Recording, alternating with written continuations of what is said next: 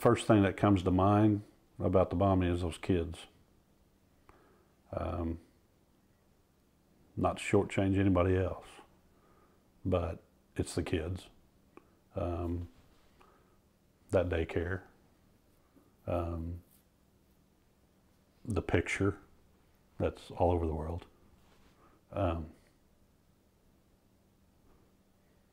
That's what I think of. So.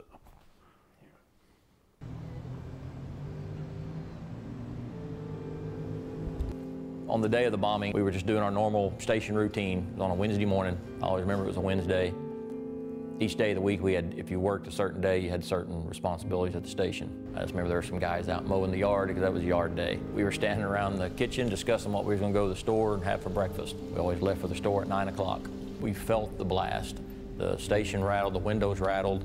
Looked back to the south, downtown, saw the large plume of smoke, and what we call self-dispatched. We didn't wait for the tone to go off or orders to come from dispatch. We got an order over the radio from our chief to go down to the building, the actual Murrah building, assist the police department with getting a lady out of the basement. So we did that, and we were going around to the south side of the building. We'd gotten another assignment.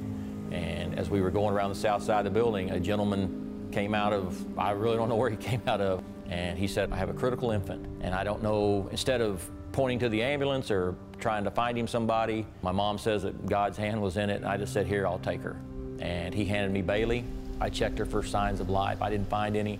Looked across the street and saw an ambulance over there. Told the paramedic that I had a critical infant, and the photo, if you see the whole picture, is I'm standing there looking down at Bailey. There's a paramedic on his knees spreading a blanket out on the ground, and that maybe took like a minute, so maybe 2 minutes tops that I was holding Bailey.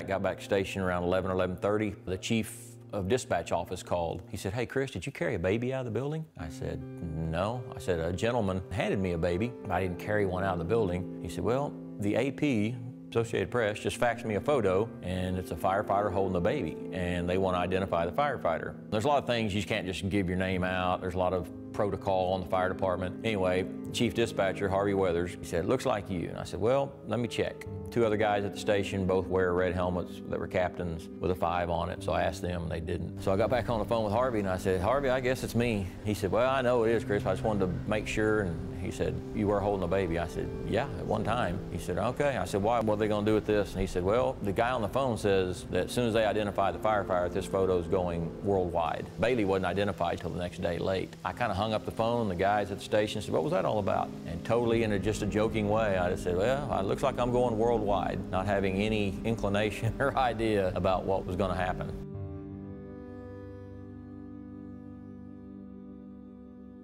We were sitting around drinking coffee and flipping the stations around, just seeing the news coverage. And like the national shows were showing how the news had gone around the world. I was just sitting there like with my chin on the floor because every newspaper they were showing, that photo was on the cover. I felt bad for Erin Allman, the mother, because I felt like the photo put her in an uncomfortable position, because now she has to face it every day and see it on every news story, every magazine, every newspaper. People are approaching her in the store. And then I felt a lot of guilt for being the last one to hold her child. She didn't get to hold Bailey again. She got to identify her, but then she didn't get to hold her because, it sounds weird, and I hate to put her in that category, but she was considered evidence of the bombing, so she couldn't even hold her child again.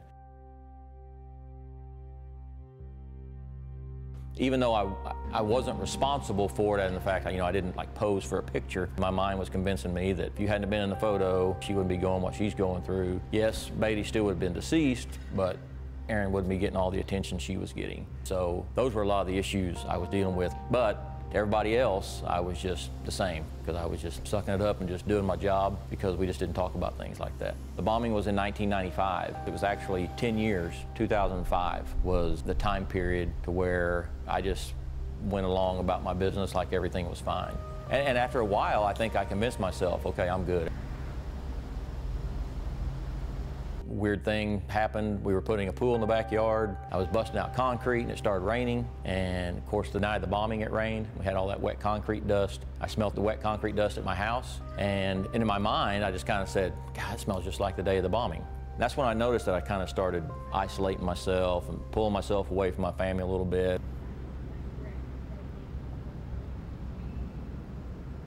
There's certain things that remind you, so it's just kind of weird, but I really can't drink Ozarka water. When we were down there and we took a break, they had bottles of Ozarka water.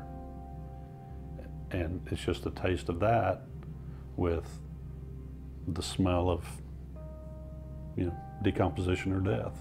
And I can do that today. I can take a drink of Ozarka water and it just triggers that. I've got one of those things too about the bombing. When I smell it, it Yep. reminds me of the bombing. Yep. I think of the bombing. When you smell what? Diesel fumes. Really? Diesel fumes. Okay. They had them running the coolers of the morgue they put them in the back of tractor trailers, the bodies.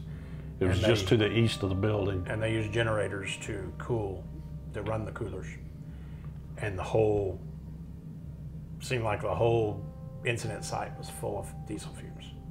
I remember that. I was guess I such a didn't stink notice smell. that. And now if I'm somewhere, I could be somewhere and a diesel fume hit me, I'm like, not as much now, but probably first 10, 15 years after the bombing, that's where it reminded me of. Currently, I work with some other gentlemen, and I travel around the country speaking to first responders about the effects, signs, symptoms, PTSD, really not in a doctor standpoint, but as a first responder. Just kind of letting them know they're not alone if they do have these feelings, that it's okay. We're trying to break the stigma of people reaching out for help with PTSD. The suicide rate among police officers is skyrocketing. 2017, more firefighters died by suicide than died in the line of duty. Both are unacceptable, but dying by suicide more than line of duty is really unacceptable. So that just kind of gave me the push I need when these guys called. I feel like it's all coming kind of full circle now. I always questioned why the photo, resented it for a long time, but now that I'm doing all this, I kind of see it coming full circle, and I guess my mom was right. There was a reason. So.